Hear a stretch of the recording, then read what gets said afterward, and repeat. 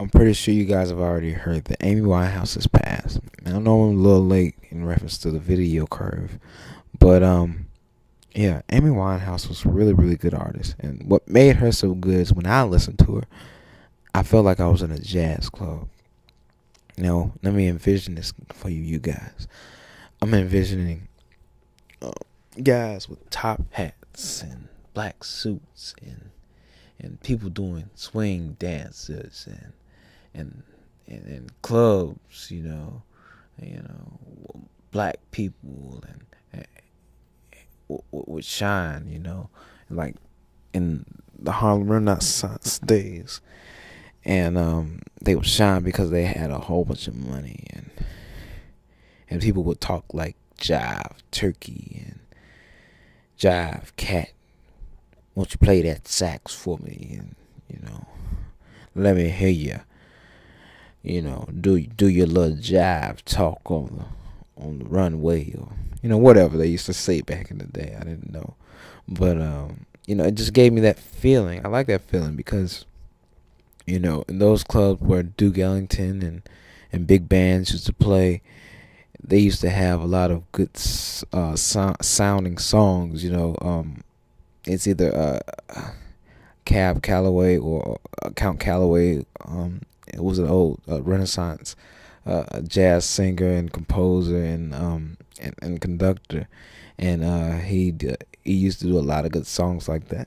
But Amy Winehouse always brought that feeling of jazz to me. That jazz culture in my soul. It just stirred when I heard her voice, because the thing is, you never hear a voice like that unless it's coming from an old jazz singer like Ella Fitzgerald or Sarah Fine, or someone who was really, really dark sounding, or who would flatten out their licks and tones, and it was just, oh my goodness, it's just such a shame to see someone like that just pass away. It's just, you don't ever hear a voice like that, specifically someone who's proud to sing it that way, someone who's proud to lick the licks that she does.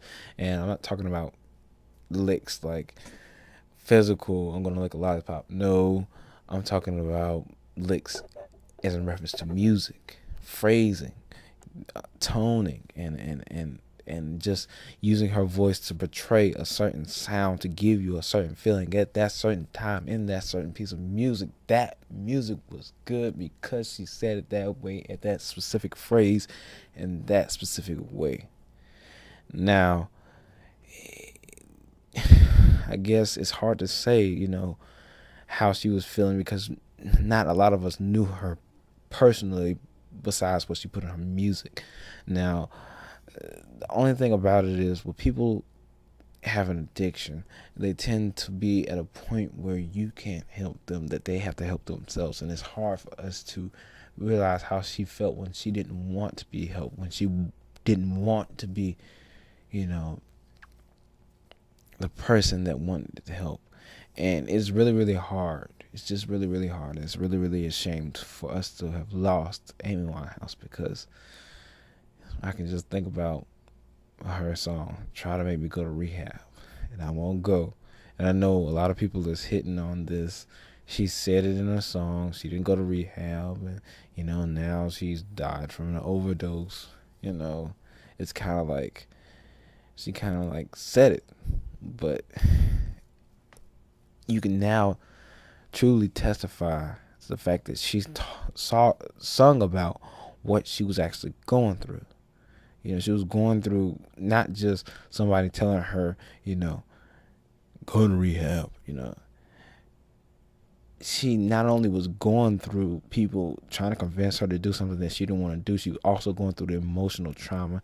And, you can't necessarily, if you just listen to the lyrics, you can't feel the way she felt. But if you can just listen to the way she sings it, the timbre of her voice, the accent, and the depth of when she says no, just how adamant she was about what she was trying to portray and trying to reveal in her music.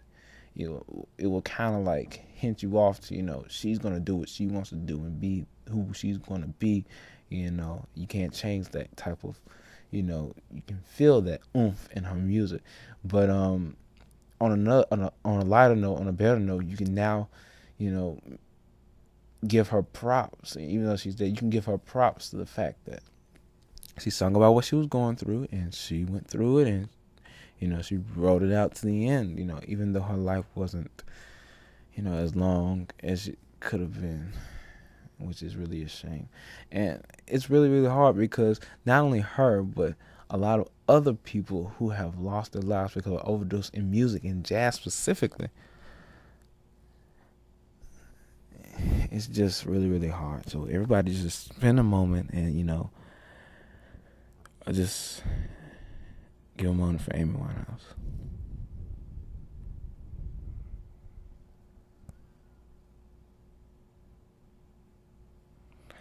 All right, you guys.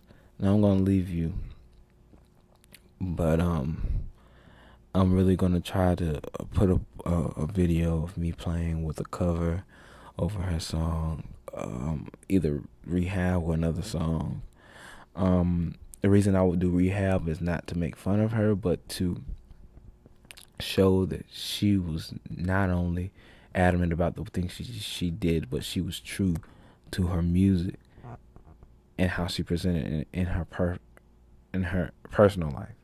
So her personal life shined through her music basically, and I wanted to portray that. And even though she was going through a rough time, she decided to put that on the track. And I'm pretty sure that track was very popular, Rehab. So you guys just, grieve about it in your own way. But it's really, really kind of hard for us to, swallow. It's just another tough pill, like Michael Jackson, like James Brown. It kind of makes me want to think what Maceo is doing at this time, but I'm pretty sure he's still touring. I know his saxophone, always gets taken to the shop. I know the person who repairs on Maceo Parker's saxophone, and it's always being brought to the shop because he's always gigging. So I'm pretty sure he's still gigging.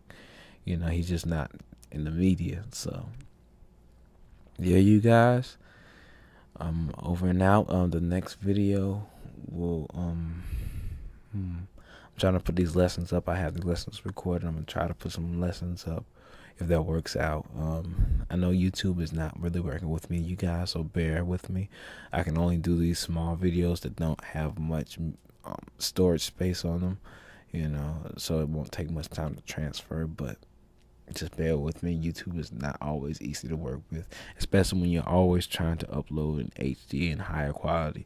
And let me just make sure this is said.